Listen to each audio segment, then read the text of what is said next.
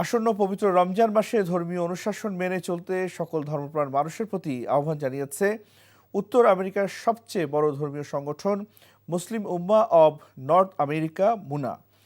NTV যুক্তরাষ্ট্র প্রতিনিধি ফরিদ আলম জানান, স্থানীয় সময় শনিবার সন্ধ্যায় ইমাম ও কমিউনিটি নেতাদের সৌজন্যে জ্যাকসন হাইটসের মুনা সেন্টারে এবারও নৈশভোজের আয়োজন করা হয়। এতে রমজান মাসে করণীয় বিষয়ে আলোচনা হয়। মুনার উত্তরাঞ্চলীয় সেক্রেটারি মোমেন মজুমদারের সভাপতিত্বে নৈশভোজের আগে আলোচনায় প্রধান অতিথির বক্তব্য রাখেন মুনার ন্যাশনাল ভাইস প্রেসিডেন্ট। এছাড়াও বক্তব্য রাখেন কমিউনিটির বিভিন্ন পর্যায়ের ব্যক্তিরা। তারা মুনার কার্যক্রমের প্রশংসা করেন।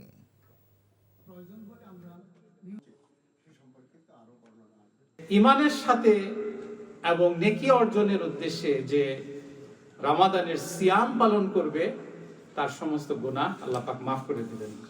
আমরা যেন সেই পর্যায়ে থাকি। আমিন।